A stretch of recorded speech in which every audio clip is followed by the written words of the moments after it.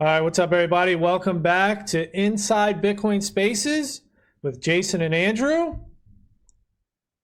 Today is Friday, February 20th, 2026.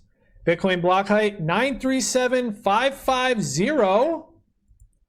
Bitcoin USD price sitting at 67,739. How you doing today, Andrew? What's up, Jason? Doing all right. Yeah, there was the price. Like everybody used to be kind of kiddingly, oh, we're stuck at 58, the 58K club, right? Everybody was like, oh yeah. And then when that was kind of in the rear view, everybody's like, oh man, I'm so glad. Now it's coming back, right? It's like, oh well, maybe it's a return to 58. I'm like, oh God, please, let's not 58K get gang. there. The 58K gang. So yeah, all right. Well, we're not there, but we're not alone, right? Like other things in the market are behaving similarly. And one of the things that is interesting, and I've kind of heard this come up in discussions at our Bitcoin developer meetings, is that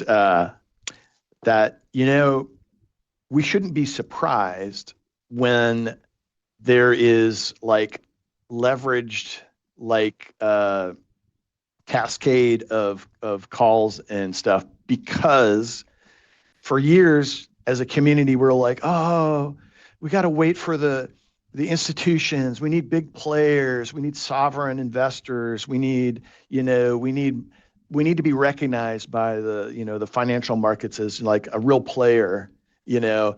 And so then the ETFs came, and then the Genius Act, and then now we're seeing like sovereign wealth funds and like all these like institutional type investors. And what comes with that is like the whole derivative side of things. Like there was actually the BlackRock, no, the Grayscale Yeah, Grayscale futures ETF. ETF that came first, which Mhm. was actually a futures ETF. So that was already a derivative. But then everybody was like, oh, the spot ETFs are going to be the way it is. Yeah. But even the spot ETF is a form of derivative, right? So and then when you start hearing about other products, like, oh well, there's a component in this other trust or whatever thing, is like we're like 10% embedded into like the some particular ETF or something. It's like, well, that's another derivative, right? So Yep. these things start layering up, and whenever as that becomes more and more prevalent, then this ability to, like, when you've got exchanges that'll do like leverage long and short sort of plays, then all the same stuff that the precious metal guys complained about for years and like decades, like, well, we got it too now. Yep. So it's like it kind of comes with the legitimacy, comes with all the baggage of all that extra, like, mechanisms that can then influence the price. So here we are, it's getting influenced.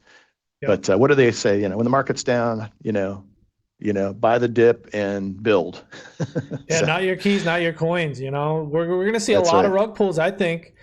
A lot of people are still chasing cash. Dollar's king right now. It's been king for a Yeah. while. You pay your bills in dollars, most people do. So that's Yeah. what people are still chasing. So we're going through this period where people are still chasing the dollar, and they're just using Bitcoin as another tool to leverage and gain more dollars to pay their Yeah. bills. But there Yeah. will come a time when all that ends, people finally realize, enough people realize that Bitcoin is the asset to hold. And all the people that have leverage are going to get rugged. All the people that have the Bitcoin are going to hold on to that Bitcoin, hodl that Bitcoin, and it's going to be pretty exciting. Well, that's my belief as well. The timing of it, is anyone's guess. Right. So the way they say, the markets can be irrational a lot longer than you can stay solvent.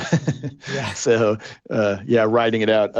But you bring up a good point in how people are thinking about it, and not to get too far off on this, but when I speak, especially to our local Bitcoin things, and especially on the nights when we talk about and invite anyone that's just interested in answering questions like, what is Bitcoin? How do I get it? It's like, I've heard about this thing. You're getting more and more curious people.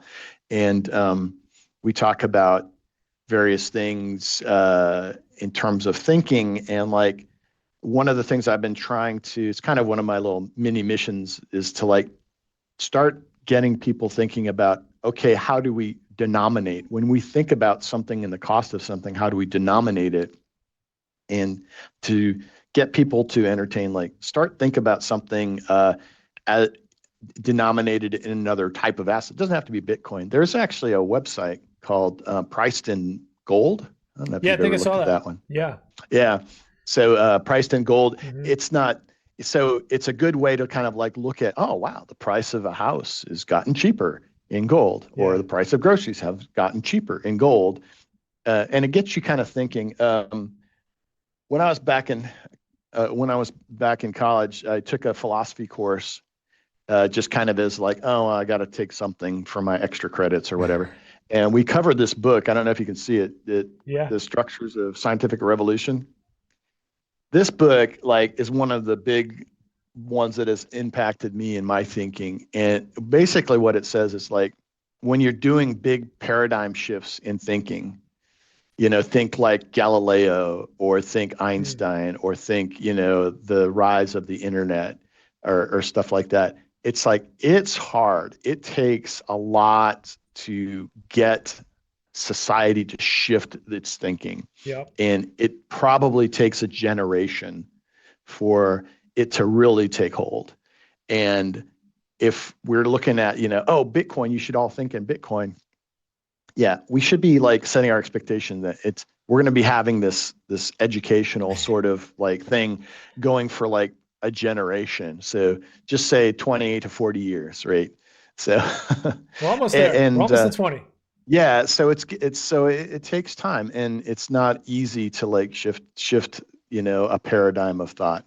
Anyway, so yeah, so today I think we should talk a little bit about the top level space name and the whole auction process. Before we get into that, though, I saw something just this morning that I thought might be interesting, and this kind of goes back to something that we talked about in a prior episode. I'm going to share my screen here, Sure. and let's see. So this is Spaces Protocol website, the main website. If you're interested, go to Spaces Protocol, Spaces with an S, protocol.org. And there's this newsletter that comes out called Bitcoin Ops, Bitcoin OpTech. And in the recent one, it's talking about some recent statistics Mm. posted to this delving site. Now, it's very deep. Maybe I'll bring it up in another tab. I haven't heard of this. Is this a website, or is this a you have to sign Yeah, up for email? it's a website, but they do an email thing, and it gets into very low level stuff, but this it gets summarized in this little newsletter they put out, and basically it's saying, okay, somebody's done some actual stats. Now that Bitcoin Core 30, now this is the one that everybody was in the uproar about, right? Right. Because Yeah. the core Bitcoin team seemingly kind of on their own decided to lift the size limit of how much data you can put in the op return of a transaction. Now, why do we care? We care because Spaces Protocol uses this mechanism to store key information about things like bidding, things like who owns what, and stuff like that.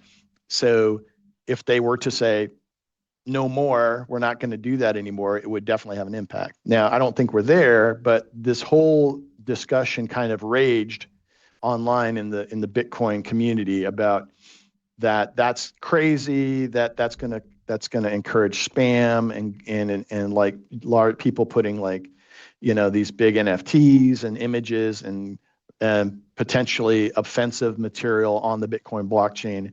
And once it gets there, anyone who's running a node, the whole premise behind running your own node is that you have a copy of everything. So inadvertently, you're getting everything that's put on the blockchain. And that may not be for various legal reasons, jurisdictional reasons may not, and plus just the size of storage. The more stuff that's on there, the more storage it takes, and you're paying for that storage. So anyway, there was this discussion, but since now that this version that lifted that limit has been in the wild, for a while, we've got some statistics, because the folks that were against this were advocating for using the version of Bitcoin that is called knots, that has a lot more dials where you can tune it, and that the defaults that knots was putting out was reminiscent of the prior sort of limits that were in prior version of the Bitcoin core. So we would effectively be going back to the way it was, and why this is interesting is because now that we've had a version that has that limit lifted, the question is like, well, what's the actual behavior? What are people actually doing? Mm. And so it goes into, and I'll just touch on a couple of these things. But like, and when was this? I think the block. So this was from block ranges from 915,000 to 936. So it's recent in this recent time period, I'm guessing. Yeah. So, recent. Yep. So 24 million transactions had any op return output.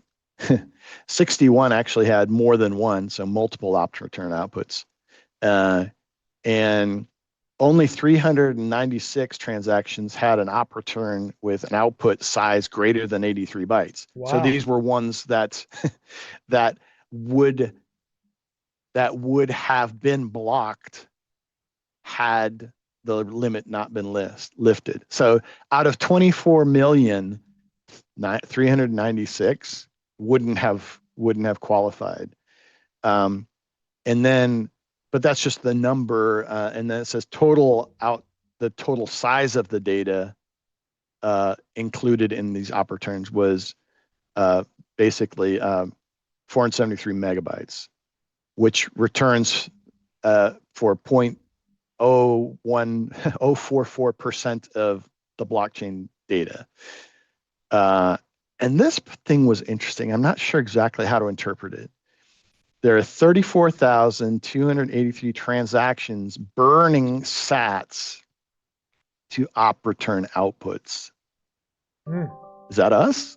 Yes. Yeah. That covers Spaces protocol. Yeah. Yeah.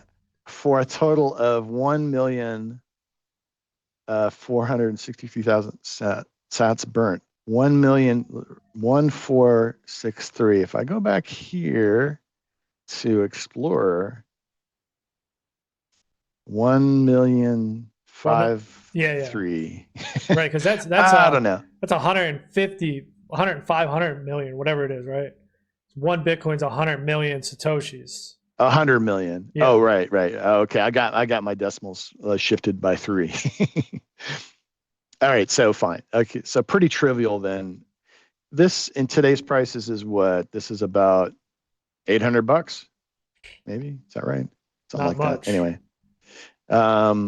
so 943,000 transactions between 40. Okay, these are transactions between the kind of two limits that have been been seen in the past.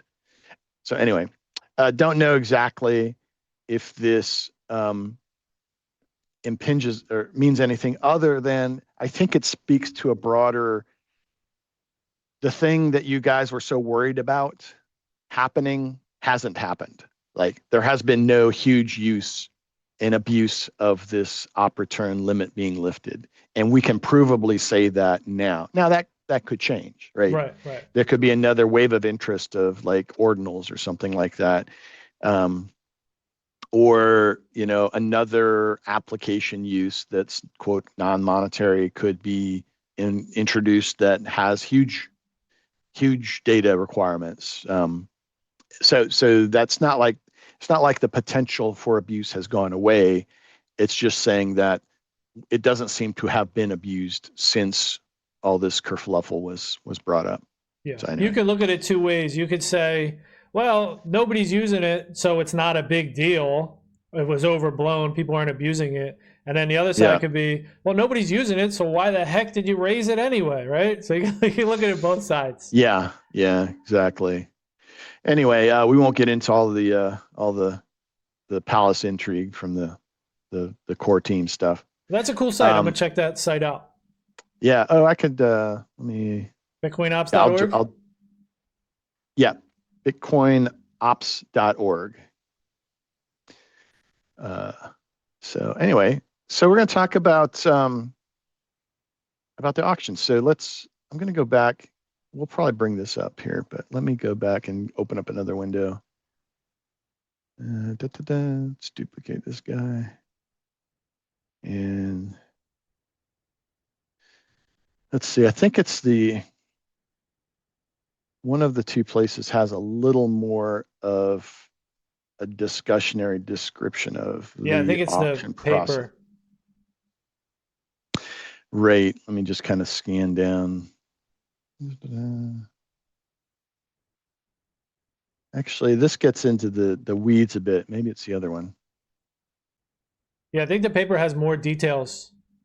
Yeah. We don't want to, I mean, it gets into like how is the the transactions that facilitate the auction, how are they formed? Yeah, I think this will be a little bit better to like look at it. So, okay, just for those that haven't watched, and we understand if you haven't watched the earlier episodes, we're not going to say like stop and go watch all that now in order to pick up the discussion. But just kind of from an overview perspective, Bitcoin spaces are names, just names that are made up or just declared, just like DNS, just like other types of name systems. But the project itself is anchoring it on Bitcoin. So and we hope to get the founder of the project on one of our future episodes. I think we have him scheduled to come up soon, and we'll get a little more of his kind of feeling and thoughts behind why he felt this was important and his background, which is very interesting. Don't want to give up too much for that, but the point of it is like there's been efforts before, they seemingly failed because the trade-offs and attributes of how that system, those earlier efforts occurred, were not either fully thought through or whatever, and it was deemed kind of another run at this really made sense given advancements in how the Bitcoin blockchain was working and other types of crypto related technologies are applied to this problem. And that's it makes sense when you think about it to do it this way. So just also if your question is like, well, why don't we just use DNS? We've talked about a bit in past episodes, but just briefly, while DNS is heavily distributed, such that there's a lot of different independent players that are hosting the DNS mechanisms, it's still centralized from a single organization that controls the top level servers, and that is an attack vector or a control point that we would like to break ourselves away from. That's right. You're building on And sand, this, basically. When you build on DNS, you're building on sand. When you build on Bitcoin, you're building yeah, on a solid foundation. right. So this is like a lot of people can say, well, I mean, DNS works good enough. It's like, Yeah. yeah, but what happens if it doesn't? And there was some recent kerfluffle with Cloudflare, I think, going down Yeah. for a bit Yep. this last week. So yeah. Anyway, we won't dwell on that too much. But the point here is that you have this name, and the name has two parts: the left side, or what we call the subspace name, and then the right side, which is what we call the top level name. And it's separated by this @ sign. That @ sign is kind of just arbitrary character. It was just decided that that's what we're going to use. So it kind of looks like an email address, but it's not. And the reason you can say it's not is because nothing on the right side can have a dot in it. So if this was alice@bitcoin.com, obviously that would be an email address in the domain name system. So no, the right side can be long. It can have other characters in it, like hyphens and I think underbars, but it can't have periods in it at all. The to the left can, so there can be like, you know, Alice dot employee or something. But the left side is controlled by a different mechanism. Today we're going to focus on the right side. So say you're like, hey, I want to have, I want to have Jason at Bitcoin. That's the process of getting a subname. But we're going to talk about how do I get Bitcoin itself. So like maybe I want, Jason at Curious or something like that. Jason's website is Curious Bitcoin, right? So like how would he go about doing that? And then once that name is secured, we'll talk about how you do that. Then you can do other things with it. You can then point it to other things. In this case, it's pointing to a Nostr pub key. I know this because it's npub1. They all start like this, but it can be other things. Don't look at this example and think that, oh, that's the only thing you can do with it. So anyway, if we look down in the docs, there's a little bit of a discussion of kind of why is this special? Again, we mentioned it's anchored in Bitcoin. And can you see this? Maybe I should make it a little bit bigger. Yeah, that looks good. I know sometimes on video it's hard to see, right? Here we go. Yeah. So primary spaces are community identifiers, and community is kind of like, it's a suggested use. You don't have to be hung up on that, but it's identifiers capped at 3,600 per year and acquired through a permissionless auction that occurs on the Bitcoin blockchain. So jump in here anytime you want to kind of add something. Sure. Extra flavor here. Each primary space is, may issue sovereign handles off chain. So this is the subspace that I described. This is the Alice part. Okay. Spaces and subspaces, once allocated, are permissionless and are secure as Bitcoin itself because they are on Bitcoin. So there's none of this bridging. A lot of schemes kind of blend with other blockchains. Slashing is the ability to kind of penalize you, somebody else's ability to penalize you if you act in a certain way, or just any sort of like other security mechanism. And then it mentions here that the ZK-like clients can refer and resolve that top level, the left of the @sign. Once allocated, 100% of the track, like even the subspace. Well, this is big. This I think is a big part of it.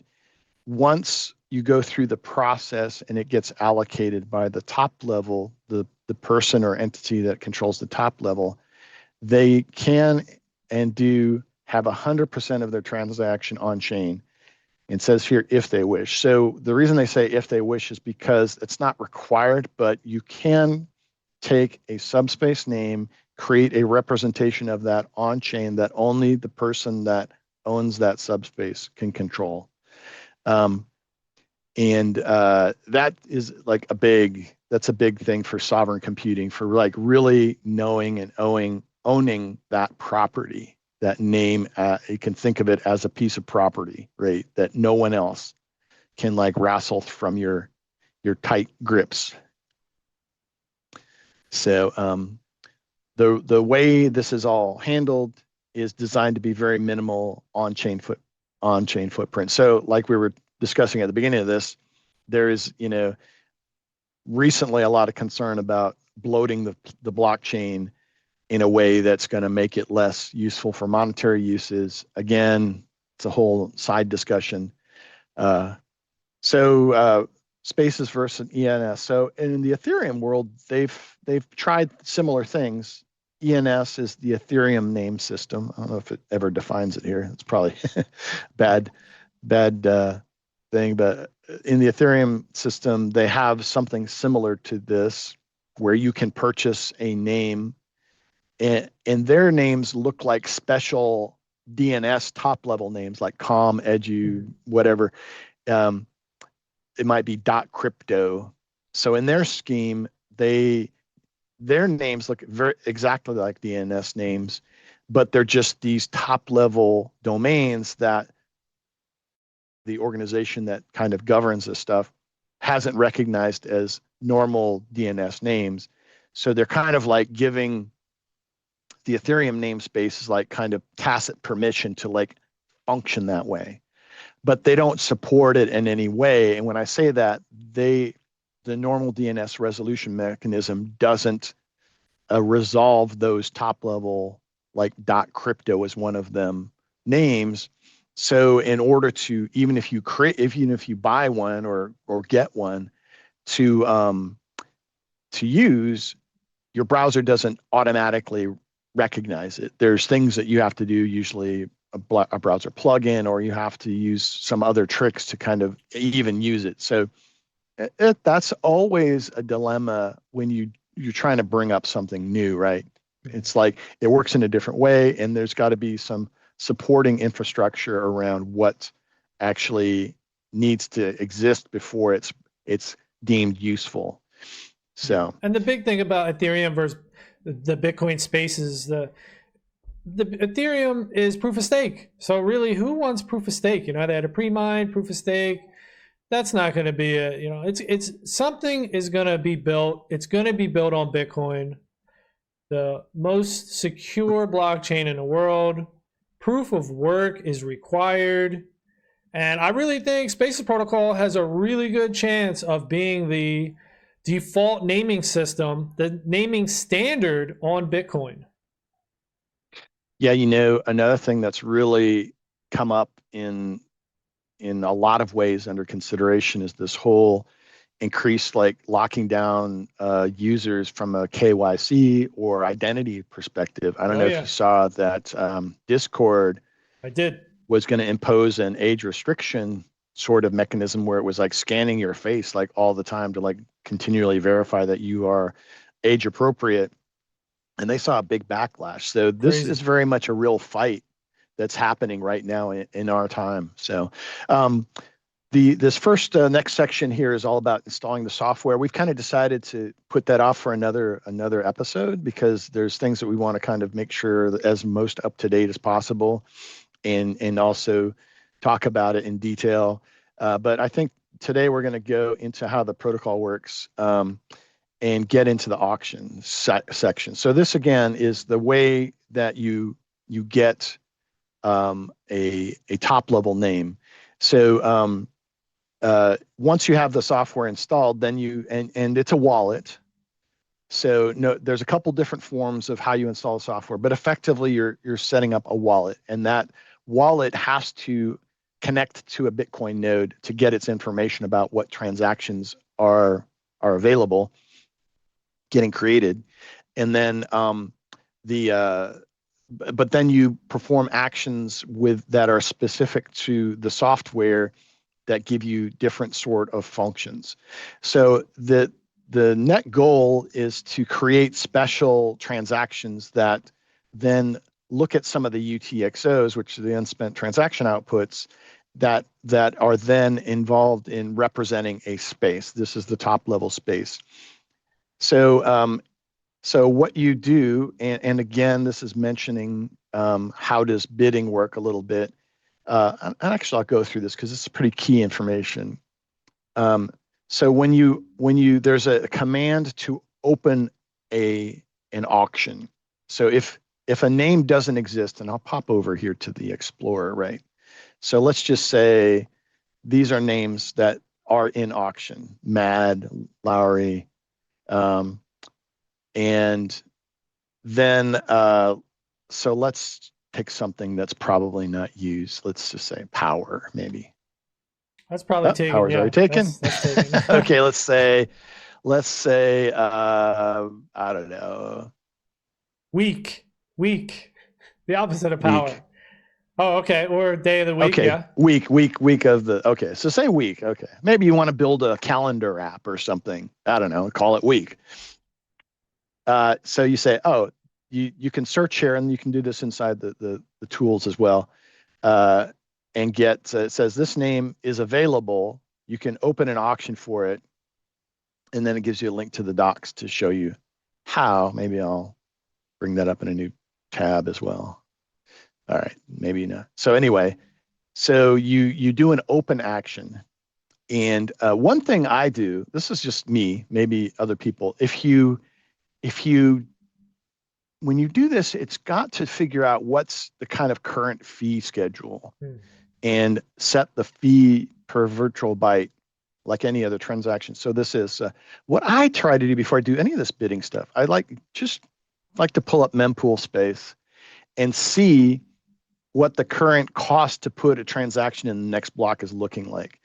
Now, if you look here, these are blocks that have been mined, and the average or size of sats per V byte, which is how much you're willing to pay to get your transaction into a block. It's been 2 for the last few blocks, and was even up to 3 and 4 here, back to 3. So you can get a sense of it. These green ones are blocks to be mined. This next one is what it's the next one that potentially could be mined. And it's like setting at 1 sat per V byte. And this diagram down here is kind of a pictorial representation of what's happening on that next block coming up. So you can kind of look around here and see what other people are willing to pay to be in this block. This fee rate thing towards the bottom, I can't really point to it because my cursor's jumping around.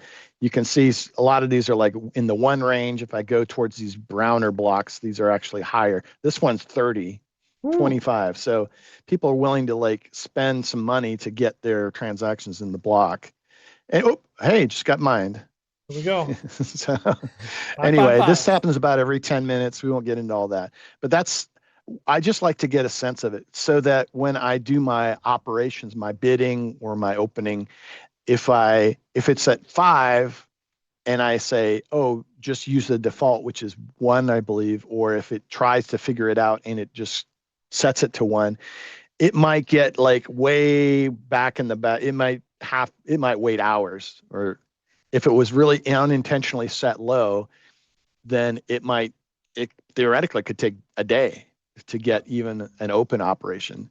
So what I like to do is I like to give it the parameter that you can say, I'm willing to pay, and it's in the command line, it's the -F. I'm willing to pay like a fee rate of, like, I would probably put 2 right now because 1 or 2 is kind of where it's at. Depends on how, like, it's like any other transaction. So it depends on how anxious you are to get it mined as fast as possible. You might set it to 5, even though the current rate is 3, just because you really want to be in that next block.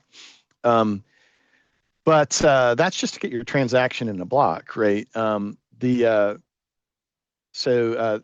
So first you have to open one. So you have to do an open operation. And I don't have the tool up right now to kind of show you how this works. Well, hang on a second.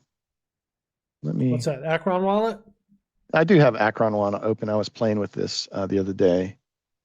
So yeah, this is the Acron wallet. So this is one of the options that you can use. Oh, and I remember now it was like stuck syncing because I had done some things differently. Anyway, and this is running against testnet right now, but you can. I was looking at that like, hey, Zap, that's a good one. Yeah, it's a really good one. Yeah, this is test. I have it configured for testnet, but anyway, you can go in here, I think, to the wallet, and you want to search? Go to Spaces. Spaces. Oh, you can just say like, week, hello or something. Or okay. Yeah, it may not be working, but anyway, there's a way to open. You fund the wallet, you send it some Bitcoin to its receive address, and then this is not working, so probably shouldn't be. You can. It's got to sync. Yeah, and I would notice that my main one was not working properly, so I had to like re-index it. So that's on my other. Anyway, sorry, but the point is that you tell it, hey, I want week, and I give it initial bid. If you forget to give it an initial bid, it gives a bid of 1,000 sats, which is 80 cents right now, and the dash F, which is the fee rate. So you can adjust that. So keep that in mind. Now, is that the minimum? So Have you ever tried to bid below 1,000 sats? I have not. So you don't really want to try initial bids that are too I small. think that's And the minimum, 1,000. I've seen over a yeah, thousand, but I've never seen below 1,000. right. And theoretically, yes, but there's this thing called the dust limit in Mm. Bitcoin. And if you get too small, you can find yourself in a situation where it's very difficult to spend smaller amounts on chain. And this is where you get into like Lightning and stuff for layer twos. But anyway, the once you create the bid, it's not immediately open for auction, right? It actually, so here we're talking a little bit about as they when the first time you open it, you don't. It actually the protocol set up so it has to wait a day. I don't know if it says it here. Kind of skips over that part right here, but the first, yeah, you have to wait a full day before it even becomes available into the auction for other people to bid on it. Is there any out there? And Is there any pending ones out there now? so, right, Oh, okay, nice. so There is. if you go to the Explorer Spaces protocol, there's this upcoming auctions, and that's what we're looking at here. Think of this as like the mempool of potential things that'll be mined or become auctioned. And there's now here two Fresh and Blood, Who both rolled have that initial out? Fresh bids. blood. Yeah, there you go, Fresh Blood. Both have an initial bid of 1,000, so they kind of use the default probably. And uh, only 10 names get to move into active auctioning at any given time. Once a day.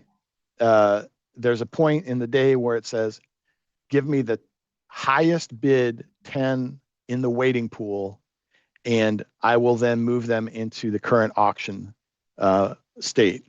Now, there's only two here now, so these are going to get in unless somebody like opens up auctions for, say I opened up 20 auctions and I set the opening bid at 2,000 for each of those just right now. I could do that.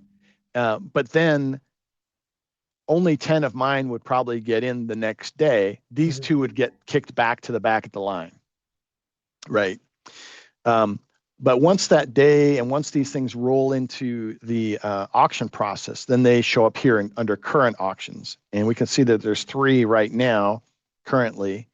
And so there is C3, Mad, and Larry. So it's like these two have been in the auction for at least 10 days. So the active auction period is for 10 days. And this is the point at which open bids can be placed against. So say if you wanted Mad, you could place a bid that's greater than 1,000, and then you would be the top bidder for Mad, right?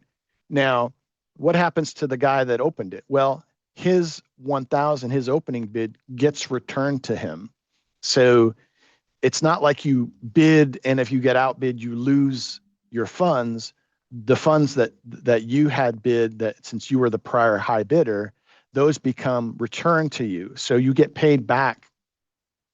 So for you, say Jason, you bid Mad to 2,000. Now you're the highest owner. You've now spent 2,000 because these are all on, and this is important to remember. These are all on-chain auctions. So for one, they sit in the mempool. They're out here waiting, just like everyone else. And once they get into a mined block, then they are solidified and are real. So there's a little bit of question about, well, if multiple things, maybe multiple bids are all in the same block, how does that? So there's a first come, first serve. If there's like overbidding that are exactly the same overbid, et cetera. So it's clean and gets figured out. But now me as the original, I get my 1,000 sats back. So now if I say I want to overbid you by 500 sats, so I put a bid of 2,500, then I'm only spending another 1,500 more because my original 1,000 is returned to me, right? And again, another thing to remember is that each bid or overbid is a transaction. So there's transaction fees that you have to pay in on top of what the actual value of the bid is, right? Yeah, you don't get those back. So yeah, so you never get those back. Those are just because again, these are just real transactions. So anyway, this one is claimable in 6 days, so it's under active. Now, what's going on with these can be claimed? Can you tell the folks what that means? Yeah, so these ones have expired past the 10-day bidding process, and they are now claimable by the highest bidder. So whoever has the highest bid on each of them can come in and claim them, but they are still open for bidding. So until someone comes and claims them, another person can actually come in and put a higher bid on it. And then once you do that, you have to wait another 24 hours for the bidding to end, and then you'll be able to claim it yourself, unless it gets bid on top. Right. And I think this is a very, very important thing to keep in mind is like, I don't know if you've ever bought stuff on eBay, right? And you're like, oh, there's this thing I want to buy and it's a good price. Oh yeah. And I'm going to I'm going to bid, I'm going to wait for the auction to end or right before the auction ends. And then I'm going to go in quick and overbid the last person and get it. You're going to snipe and it. It's sniping. Yeah. So that's what they call sniping in bidding. And in eBay, the end of the auction is the end of the auction.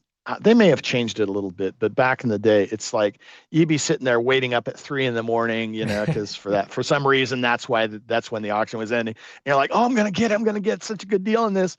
And then you go to like place a bid, like 15 seconds before the auction ends. And then you like find out, oh, it says, oh, auction closed. And you're like, and you didn't get it because somebody else like jumped in front of you and overbid you slightly right at the very last second. And now you don't have another opportunity to bid again. That doesn't happen here. Every time someone overbids after that first 10-day period, it automatically increases the bidding period another day. So if I overbid you on the last day, it extends it another day. So maybe you're at work and busy in meetings all day and you don't even look at this. And then you come back in the evening and you see that you've been outbid. You're like, oh shit, somebody outbid me. I really want mad. And so you then place a bid, and then maybe I'm on the other side of the world and I'm sleeping and I don't know now that I've been outbid, but since the auction is kicked out another day, and then when I wake up and like check, oh, I've been outbid.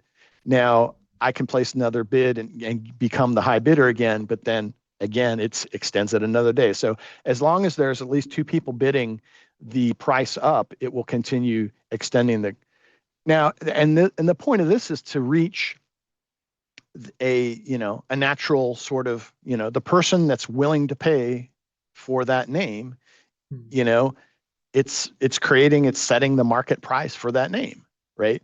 So maybe, maybe I want, maybe I'm the owner of Mad Magazine, right? From back in the day. And it's like, oh, I really want that because I'm going to use it for my Mad Magazine stuff. You might be willing to bid it up to half a Bitcoin, if somebody else is like, oh, I want that because I want it for Mothers Against Drunk Driving, right? Or something like that. I'm making it up, but it's like, they might say, man, I really want that name because it would be the perfect way to refer to my community. They might be willing to bid it up. Yeah, I really like the design choices with this protocol. You can't snipe these bids. You get to live your life, you throw a bid on it and you're safe for 24 hours. Nobody can come in, watch the clock and snipe you. You got 24 hours to check it. That's a great design choice. Another one is 10 rollouts per day. So only 10 names can come out per day. No one can just come in here and scoop all the names up, create a script or a bot and come in and just get all the best names, basically ruin the protocol. So two great design choices that they've made that I really like. And, they've learned from previous iterations or attempts to make these naming protocols. You got Handshake, you got ENS, some of these are ruined because people come and they just squat on these names. They're ruined because they have tokens. You can't do that here. There's no tokens. You can't squat on these names.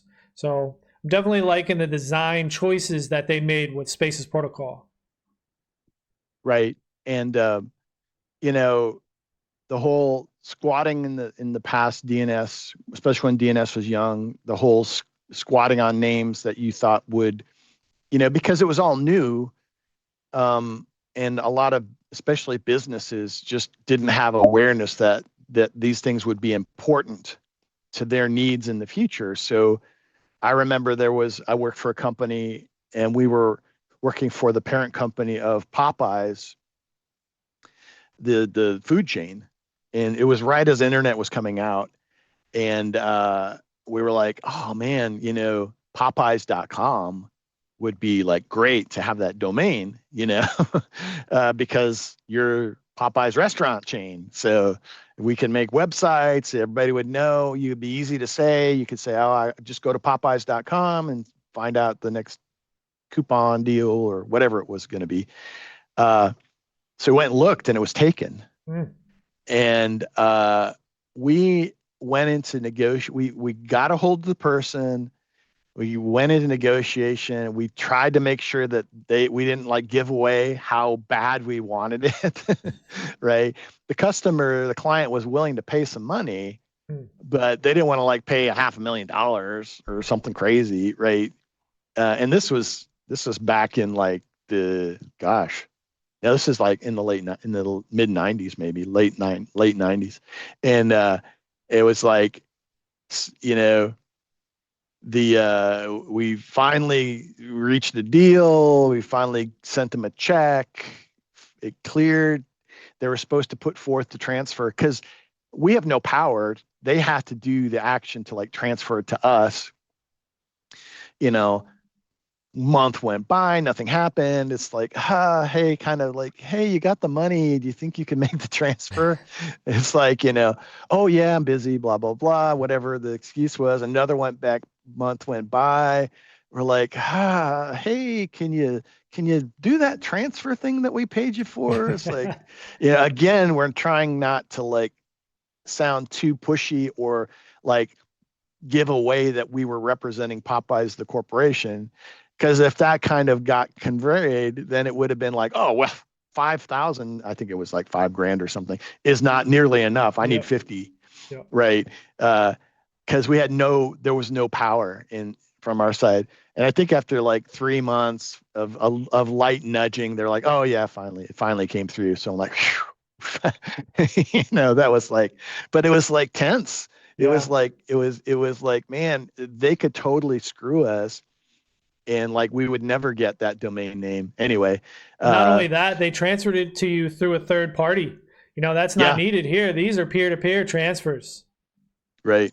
I clicked on the C3 one because I saw that it had 2 bids.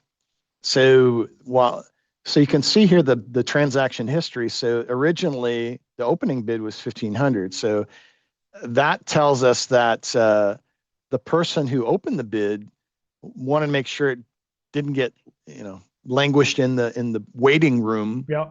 That it would likely be in the next rollout. And sure enough, they did it at 026 on the 10th, and then it got rolled out. Which this rollout means that it became part of the active auction.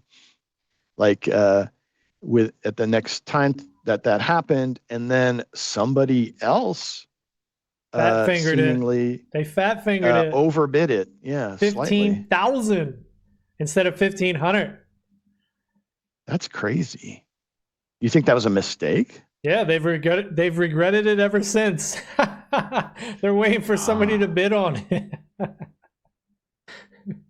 That's crazy. Yeah, they probably meant to do They probably put in 1,501. yeah, which technically you can outbid by a single Satoshi, Yeah. but what is, so that's, how much is that today in today's prices? It's probably only like $15 or $10. Oh, we could look quick. Let me just, Yeah, my favorite one here 15,000 is Kraken. Satoshis. It's not much. Hang on a second. I'm curious. I just want to get today's price on it.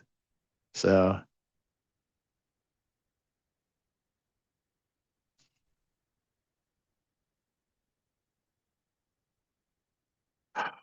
yeah. Okay. $10. Look at So that. $10. They went from a $1, less than $1 to $10, or $1 to $10. So they, well, I mean, that's not okay. So you get in, and that's another thing I wanted to touch on, right? It's like there's a certain amount of like bidding sort of psychology Yeah. that can happen.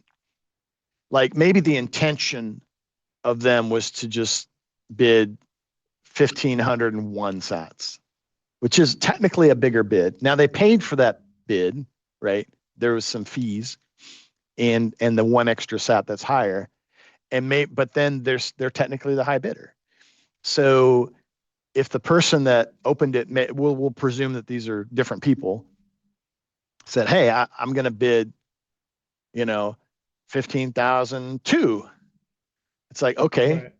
now they're the next bidder. So I mean, if the next person, uh, if you wait like 10 days and then go 15,003, now they're the next bidder. And then you're in that last day of the auction where every time an overbid happens, it kicks it on another day. And then the person goes back and says, okay, I'm 15,004. It's like, and that extends it another day. Well, if both people are willing to pay, 10,000 sats each, and they're bidding it up one sat at a time, and it's costing a day every time, Yeah. they're going to be bidding against each other forever. Yeah. Until somebody either goes on vacation and forgets to bid again or something, or yeah. So somebody's going to get tired of waiting. So they're going to like put a bid that's like significantly higher that tells the other person, hey, I'm willing to pay more. So there's a certain bid psychology of like, well, we'll just try to get it for the cheapest absolutely possible. And I'm willing to like go through the headache of doing it. There's another strategy, and maybe I've employed this a little bit, is like, hey, that's a name I really want. Maybe it's not one that I opened, but I kind of recognize it, which is, as one that would be valuable. And okay, I'm willing to try for that one. And to come in heavy on an initial overbid, like it's like at 15,000. And so you say, okay, I'm going to say 20,000, Yeah. like 20 times. Right. And it's like, send a clear message to the other person. I'm willing to go in hard and heavy and get this name. Hmm. And maybe that scares away the other person. Maybe that's like, whoa, this person is willing to come in heavy and hard and put all their chips on the table and really like be aggressive.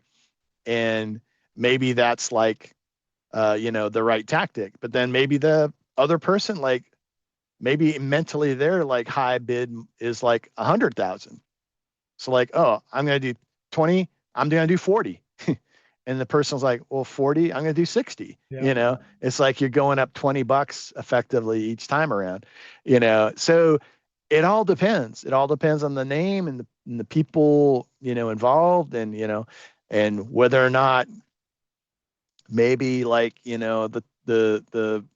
the time, maybe for you it's you're bidding in the middle of the afternoon and they're bidding in the middle of the night. Maybe they oversleep their alarm clock or something.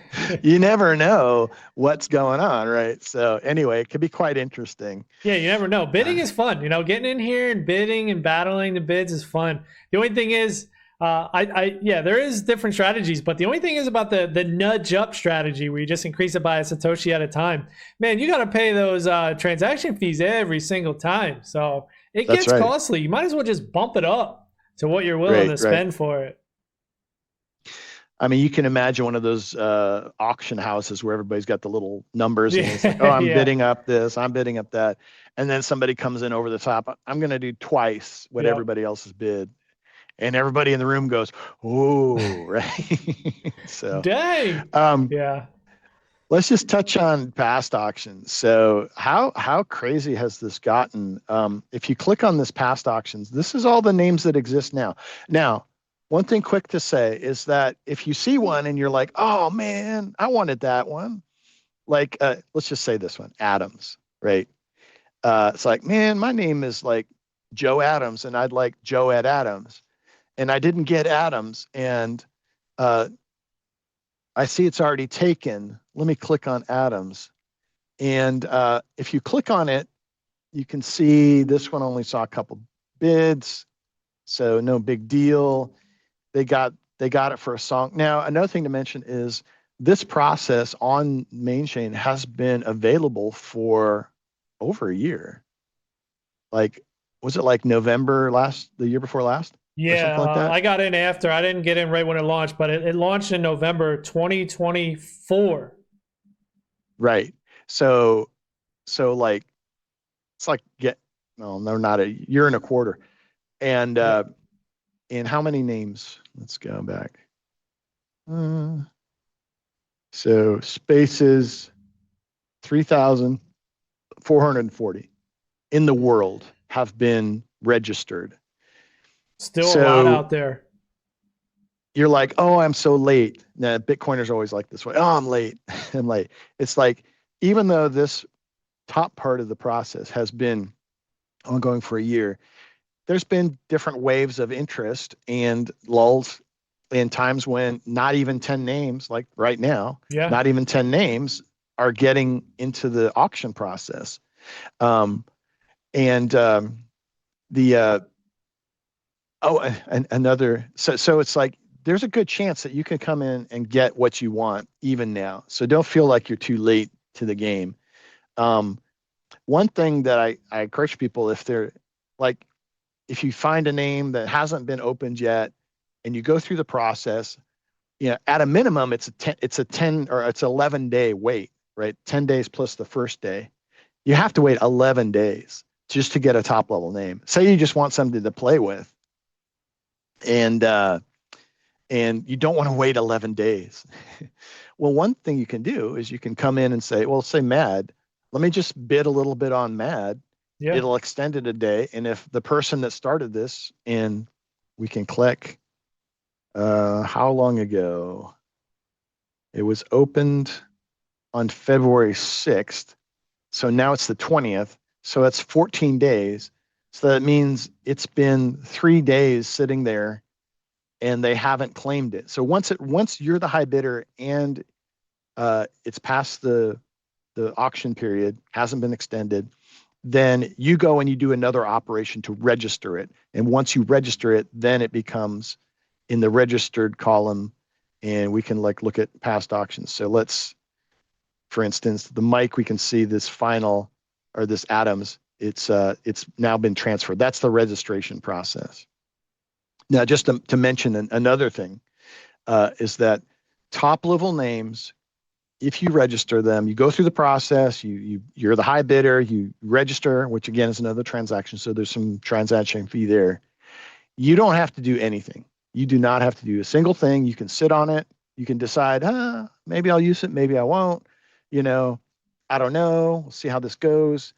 Um, there is a a clock ticking, and that clock ticking is top level names that have had zero event action will expire after 365 days. So after the registration action, this one here.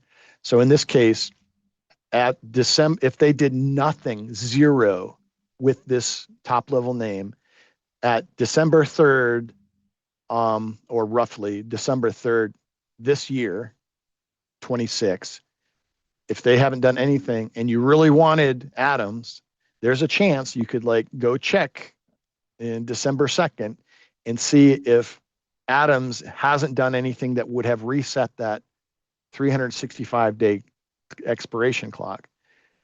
So um, they may have completely forgotten about it and that they even had it. And now, if you get to December 4th and it's expired, then you can reopen this as a new auction. And now you're back into where you could potentially claim atoms, right? Uh, and so you've had to wait a year, and that person had to do no other action. Now there is a renew action, which is effectively the cost of a transaction on the Bitcoin blockchain, and boom, that's things. They could come in here at the last possible second, do a renew, and now it's like you have to wait another 365 days, and maybe they start using it, and you'll never get it. But there's a chance. I mean, there's always like if you get hit by a bus, maybe keys get lost. Your inheritance planning wasn't as good as it needed to be. They built the protocol so they didn't completely like leave nice, valuable names completely unattainable in the future. So I think that's another quality that is pretty interesting, and a lot of thought went into that Yeah, no as well. abandoned names. Now, is there a Yeah, list of the actions that you could take on a name that will reset the clock? Like a any action. renew, or what about like a sub? If you create a sub or you use the Bitcoin So address to send a any receipt. on any on-chain action. So if you transfer it to another wallet, even your own, like Okay. say you have multiple wallets, and I do for testing, so I can just transfer them from one back to the other or something. That'll do it. If you do an operation called operate, which is to delegate your name for someone else to use, that's another thing. Uh, I think I don't know if you send money, well, that's probably not. But yeah, I Yeah, don't know. I send a don't know receipt from exactly it. which set of actions do that reset, but pretty much anything that's at the top level that you can do on chain will reset that counter. So the point is, it's like if you're actively using it, even if it's in a very minor way, you're kind of reasserting your ownership claim over it every time. But again, get hit by a bus, boating accident, something, and you know, Atoms isn't locked up necessarily forever, right? Um, so even the high quality names like maybe Nike, I don't know, Nike. Yeah, it requires activity. People can't just Yeah, squat it's on them and registered. forget about them and Yeah. abandon them. They go Coke. back into the pool. Coke. Folks Coke is out in. there. Coke is available. you know, uh, you think big brand names like, I don't know, you know, the limited or something. Limited is taken. So again, but it might come up again. So one other thing I want to touch on is like, so say you wanted to add atoms and you can't have it, don't know who had it. There is another thing, and that is the marketplace. Do you want to get into this maybe, or we can do it another time? We're Sure, kind yeah, of we could touch on it. at an Yeah, the hour. marketplace is where you can just buy the names outright. You don't have to wait for any bidding or anything. So right, so this is spaces.market is where if somebody who's purchased that top level name, it's their ownership, but their intention was to resell it to someone else, they can list it on the marketplace, and then it becomes shown here. And so if you're willing to pay for what they're requesting, the cost is, then you can then purchase it from them. So there is an aftermarket, an active aftermarket uh, available for these things. So if you want Hippo, you can get it. Right? You can get it for 15 BTC. So Hippo today's prices is 150,000 satoshis, so 100 bucks. 101,000, $100, $101.52. Now, I mean, you might be willing to pay that. I mean, Not it's awful. it's not awful, and it's also, maybe you have something that's like a brand name that's Hippo. Like maybe Hippo children's wear or something like that, where, and you believe that this is going to really catch on, and then, maybe for you, it would be worth it. So yeah, you can't predict what other people might be willing to pay for something. And I think that's part of the beauty of it. Well, so I think we've talked about all the details. This again, I'm back to the docs. It's getting into how the transactions are formed, et cetera. I think that's beyond what we want to touch on today. Again, yeah, keep an eye on this Space Explorer Spaces protocol. Just again to mention, when you do finally register it, whatever it got bid up to, those funds don't go to the founders. They don't go to anyone. They are actually burned, which means that no one is deriving value personally from the bidding process. I think that's another important point to make, yep. Right? And so, yeah, happy bidding. Happy bidding. If you think Spaces protocol is worth standing on, got some legs, then we invite you to come get involved and show your interest. There's a Telegram channel where we all kind of meet. If you go to the main page at this little button here, and then if you want to look at the GitHub code, all the code is open source, can be inspected, and you can click here. And yeah, so I think that covers most of what the bidding side of the process is like. And in another episode, we'll talk about everything to the left of the @ sign, or maybe there's a couple episodes there. And we can touch on other aspects of this, but I kind of wanted to go through a bit of the motions of what happens, and then also some of the psychology and kind of human nature and some of the decision process around it. And yeah, so here we are. Anything else you want to add there, Jason? No, I think that was a good show. Touched on the bidding, the marketplace a little bit. It's great for Bitcoin. Somebody's going to do it. Naming on Bitcoin. If you want to be able to send Bitcoin via text message, simple like an email, somebody's going to do it. It's only a matter of time. And right now, Spaces Protocol to me seems like the best possible option. Yep. So I'm a big believer. We presented this at TabConf last October with the founding team, which is a conference of Bitcoin developers. Got a lot of great interest. I hope to be speaking about this at the upcoming Bitcoin conference. Still, fingers crossed, haven't figured out exactly what the programming is, but this is, very nice. Yeah, I want to raise awareness in any way I can, because I think this project really has a lot of merit to it. All right. That was a good show. Thanks, Andrew. Thanks for watching, everyone. All right. Thanks, everyone.